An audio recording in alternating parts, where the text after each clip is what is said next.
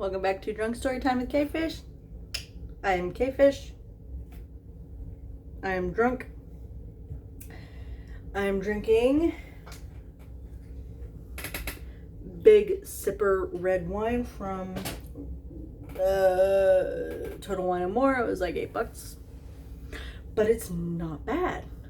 I had actually busted out the Chambord thinking that it might have to be enhanced. It has not needed to be enhanced. I might do that anyway. But, okay. So, I am reading a story called Goat Song by Katzedecimal. Now, I read like maybe about a paragraph of this when I realized how badly I was going to want to video this instead.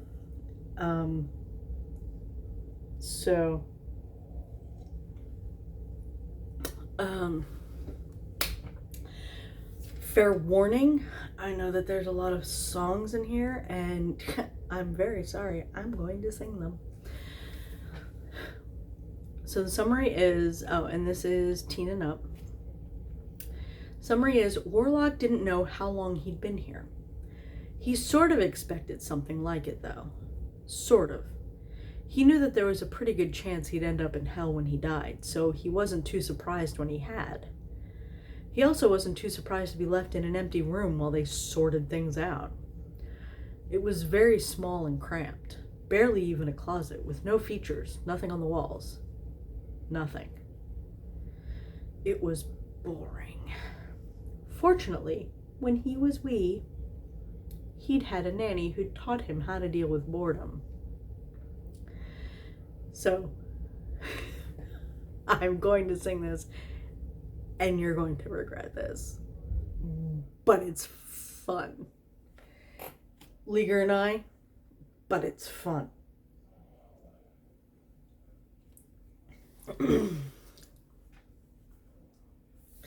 Never gonna give you up, never gonna let you down, never gonna run around and desert you. Warlock didn't know how long he'd been here. He'd sort of been expecting something like it, though. Sort of. He knew there was a pretty good chance he'd end up in hell when he died, so he wasn't too surprised when he had. He also wasn't too surprised to be left in an empty room while they sorted things out. It was very small and cramped, barely even a closet, with no features. Nothing on the walls. Nothing. It was boring. Warlock rather suspected that was the point.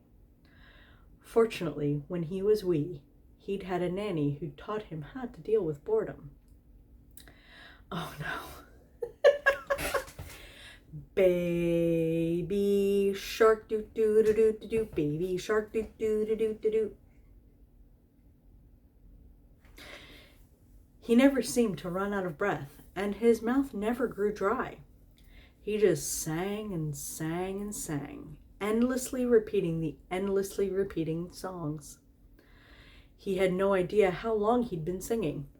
Every now and then he changed songs just to keep himself amused. What's new, pussycat? Whoa, whoa, whoa. He didn't know how long he'd been here.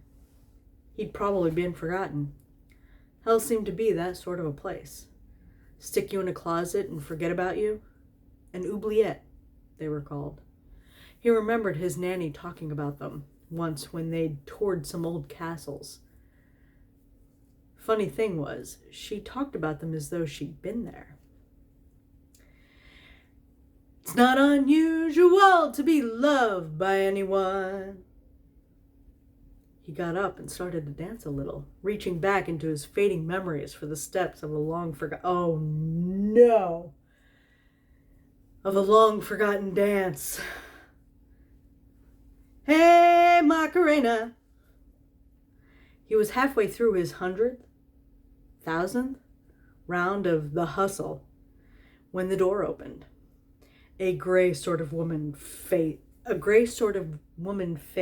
glared at him stonily, then bared far too many needle teeth and gestured for him to follow. Warlock was led through the crowded, stinking halls into a crowded chamber.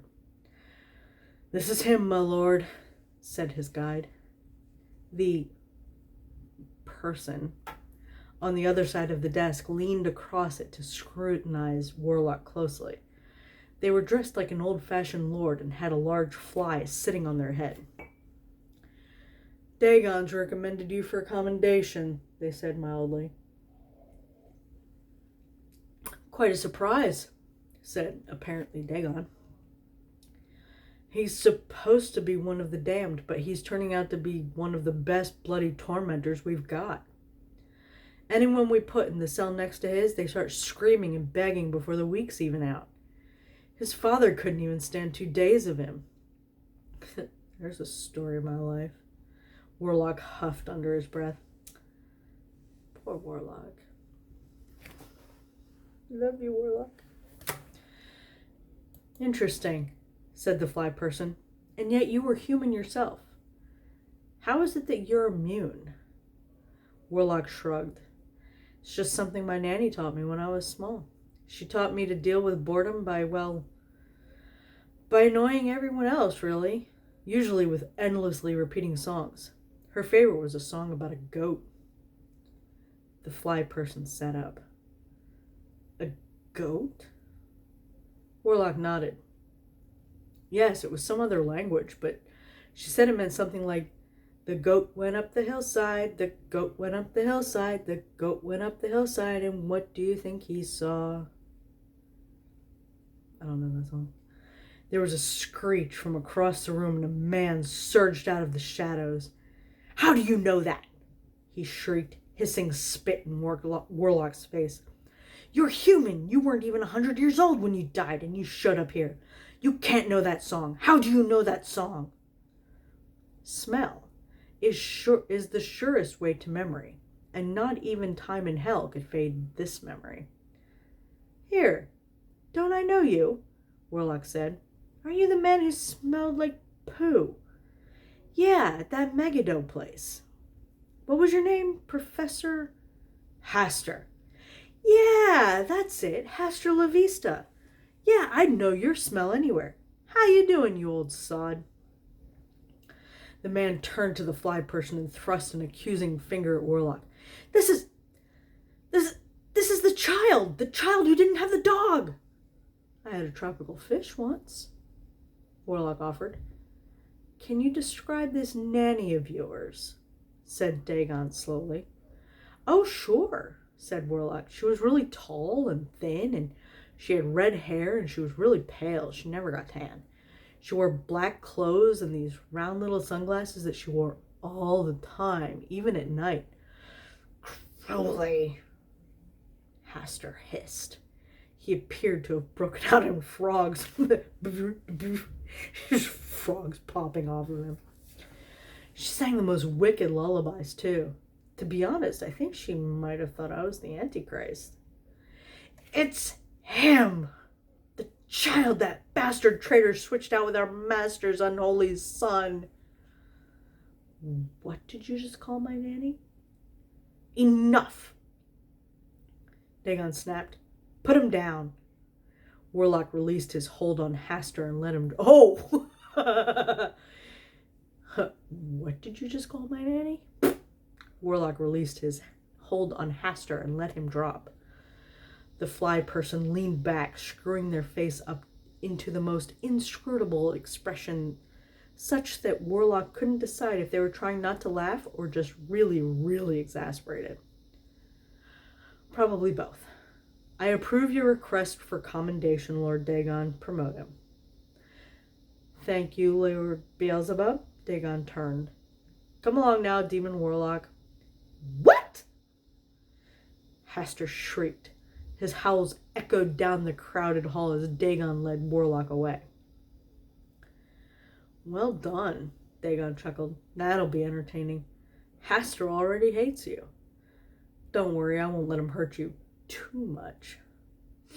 "He can try," Warlock sniffed. "So am I a demon now? What do I do?" Dagon smiled wider than any human mouth, showing far too many needle-thin teeth.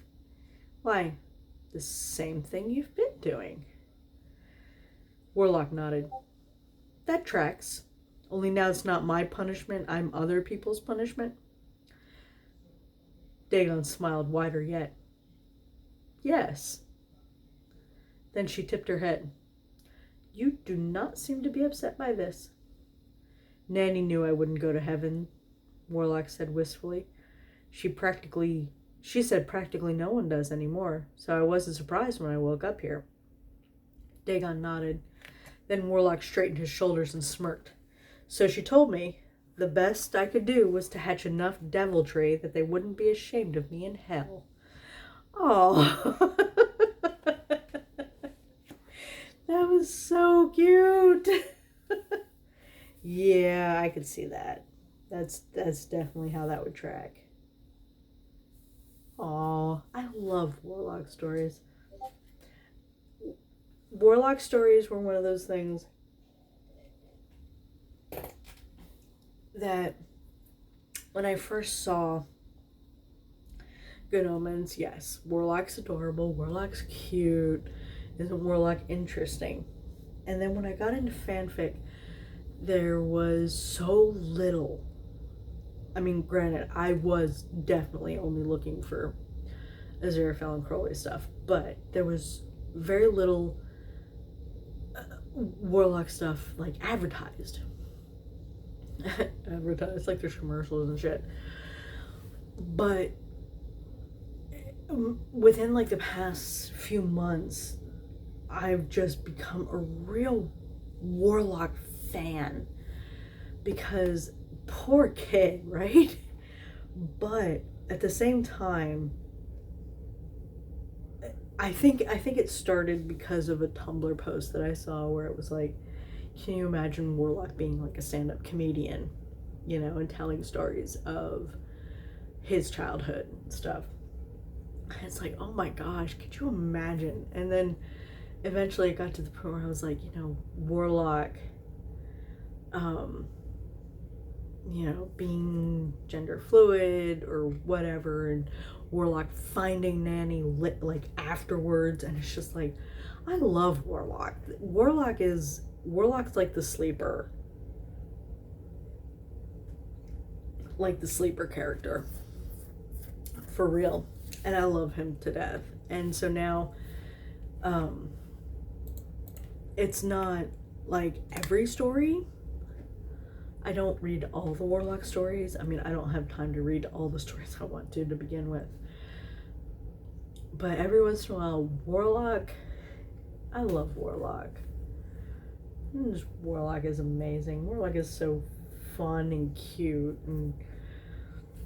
and Katzedecimal is amazing with Warlock. This is actually, I'm sure that I'm forgetting, but I know that there's this one, which is obviously just like a short little one shot, but Katzedecimal also has another one where Warlock has the sight, and it's like, oh, so good. Anyway, so check out the link, because Katzedecimal is amazing. So thank you very much for joining me, and I'll see you next time. Bye.